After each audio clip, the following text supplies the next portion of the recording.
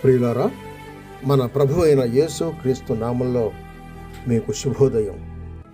ఆయనను గూర్చి అనుదిన ఆత్మీయ ఆహారం, డిసెంబర్ 19 శుక్రవారం. నేటి మన ధ్యాన లేఖనం జకర్యా గ్రంథం 2వ అధ్యాయం 11వ వచనం. ఆ దినమున అన్యజనులు అనేకులు యెహోవాను హత్తుకొని నాకు జనులగుదురు. వ్యాఖ్యాన అంశం: యూదా జనాంగము మార్పు పొందబోవు దినము. వ్యాఖ్యానాంశం: యూదా జనాంగము మార్పు పొందబోవు దినము. వ్యాఖ్యానం: యూదుడైన మొర్దెకై హెచ్చింపబడి రాజ్యంలో మంత్రి అయినప్పుడు యూదులు తమ శత్రువుల మీద గొప్ప విజయాన్ని పొందారు. అన్యులు అనేకులు ఆ గొప్ప విజయాన్ని చూచి తమ విగ్రహాలను విడిచిపెట్టి యూదుల మతం అవలంబించారు అని ఎస్తేరు గ్రంథం 8వ అధ్యాయం 17వ వచనం ద్వారా నేర్చుకుంటున్నాం.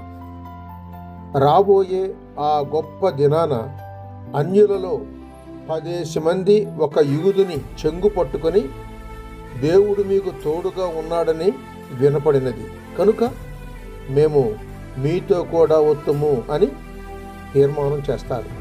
జకర్యా గ్రంథం 8వ అధ్యాయం 23వ వచనం చదవండి.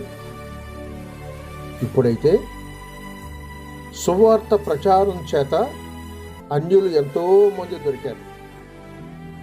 క్రీస్తును నమ్మి సంఘానికి చేర్చబడ్డారు. సంఘకాలం తీరిపోగా విశ్వాసులు ఎత్తివేయబడతారు. అంతటా ఆ వచ్చే 7 ఏండ్ల శ్రమ కాలంలో యూదులు ఆయా కష్టాల వల్ల క్రమేణ దారికి వచ్చి క్రీస్తు ప్రత్యక్షతతో ఆయనను ముఖాముఖిగా చూచి రక్షింపబడతారు. అట్టి కాలమును సంబంధించే మిగిలిన అన్యులు అనేకులు యూదులను పట్టుకొని రక్షింపబడతారు అని చదువుకుంటున్నాం.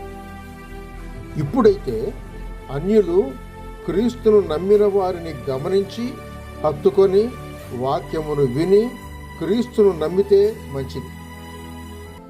ఈ సువార్త కాలంలో జరగతగినది ఇది.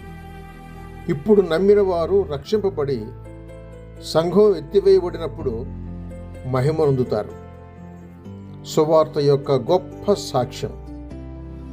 సువార్తతో కూడా యూదా జనాంగము మార్పు పొందబోవు సంగతి కూడా గొప్ప సాక్ష్యం ఇస్తుంది. సహోదరుడు సైలస్ ఫాక్స్ శుభములతో వందనాలు.